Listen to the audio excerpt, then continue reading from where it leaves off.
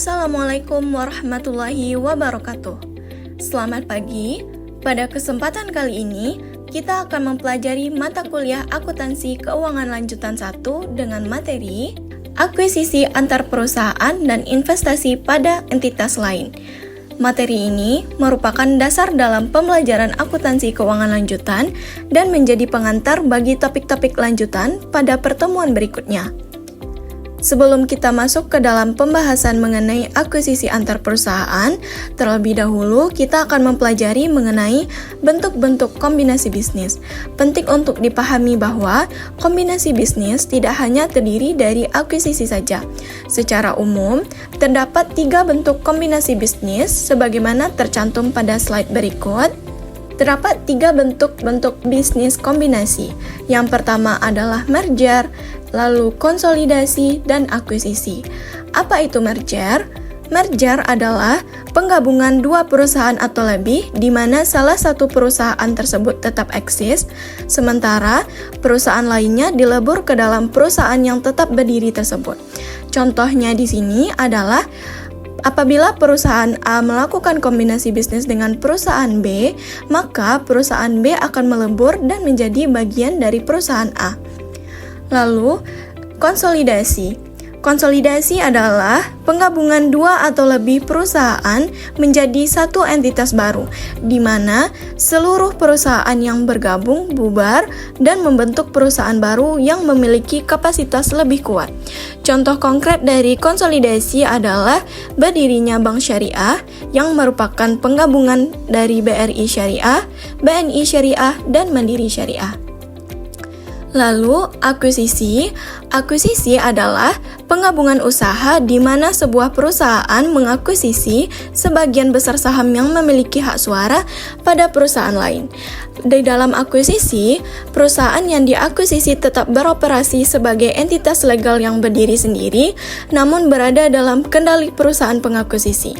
Perusahaan yang diakuisisi tidak dilikuidasi, sehingga kegiatan operasionalnya tetap berjalan, dan perusahaan pengakuisisi memperlakukan pembelian saham tersebut sebagai investasi pada perusahaan yang diakuisisi.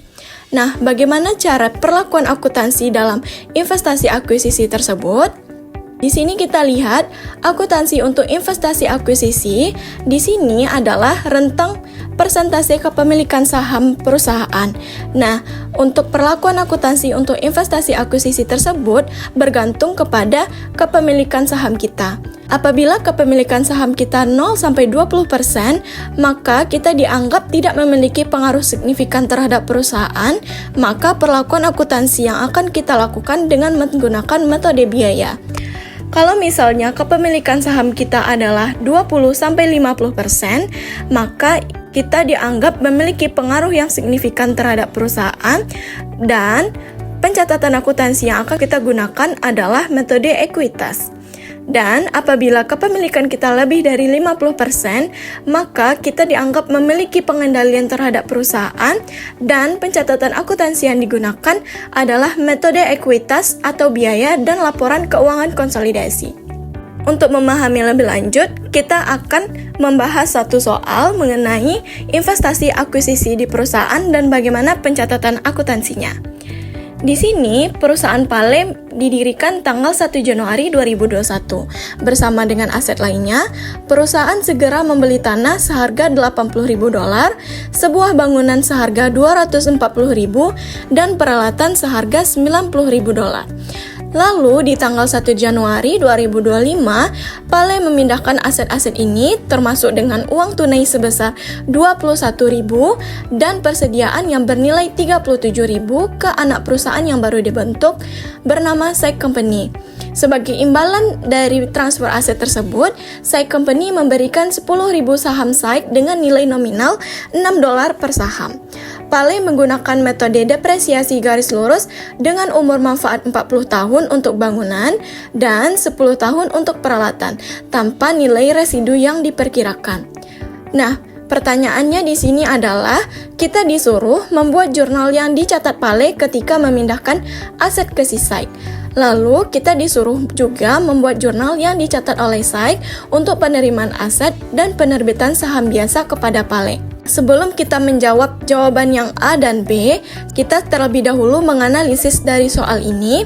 Nah, di soal ini diketahui bahwa si Pale akan mengakuisisi perusahaan side company dengan cara mentransfer seluruh asetnya tersebut kepada side company.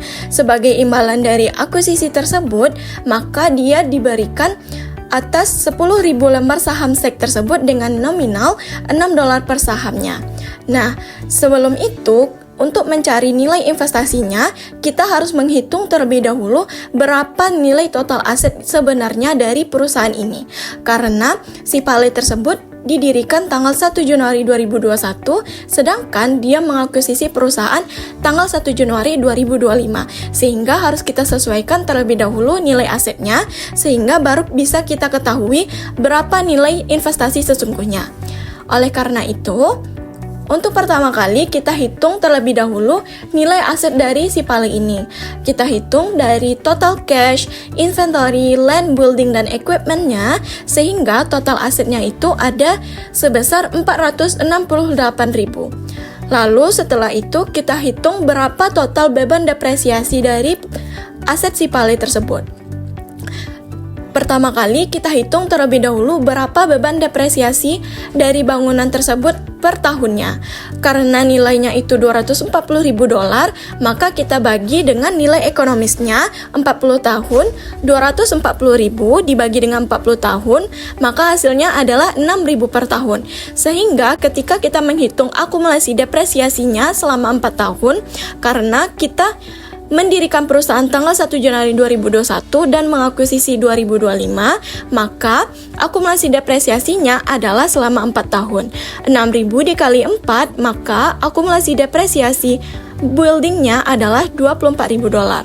Selanjutnya, begitu juga dengan equipmentnya nilai asetnya adalah $90.000, kita bagi dengan nilai ekonomisnya 10 tahun, maka hasilnya 9.000, kita kalikan dengan 4 tahun, maka totalnya adalah 36.000. Nah, setelah itu baru kita mengetahui nilai investasinya.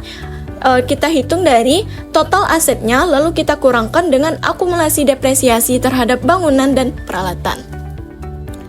Sehingga jawaban yang A yaitu, untuk menjawab yang A, journal entry yang dicatat oleh si Pale itu tuh terdiri dari investasi inside company 408.000 didapatkan dari 468.000 dikurang dengan 24.000 dan 36.000. Lalu kita catat akumulasi depresiasi building dan akumulasi depreciation equipment-nya sebesar 24.000 dan 36.000 di bagian debit. Untuk kreditnya kita catat cash, inventory, land, building, dan equipment-nya itu di bagian kredit. Berarti kita sudah selesai untuk menjawab soal yang A. Untuk soal yang B, journal entry yang dicatat oleh si side company adalah karena kita mentransfer aset ke side company, maka dia mendapatkan seluruh aset tadi, maka kita catat total asetnya tersebut di bagian debit, cash, inventory, land, building, dan equipment. Lalu selanjutnya, kita catat akumulasi depresiasi building tadi di bagian kredit, dan equipment juga di bagian kredit. Lalu, karena tadi kita memberikan common stock atau saham kita kepada perusahaan Pale, maka common stocknya di bagian kredit 60.000 didapatkan dari $6 dikali dengan 10.000 saham. Lalu selanjutnya, additional paid in capital kita dapatkan angkanya dari total investasi dikurang dengan akumulasi depresiasi building, lalu juga akumulasi depreciation equipment-nya, dan common stock. Sehingga kita mendapatkan additional paid in capitalnya dengan total 348.000. Nah, sekian dari pembelajaran hari ini. Silakan membaca materi yang disediakan dan mengerjakan aktivitas lebih lanjut pada iLearn. Terima kasih, tetap semangat, dan sampai jumpa di pertemuan selanjutnya. Assalamualaikum warahmatullahi wabarakatuh.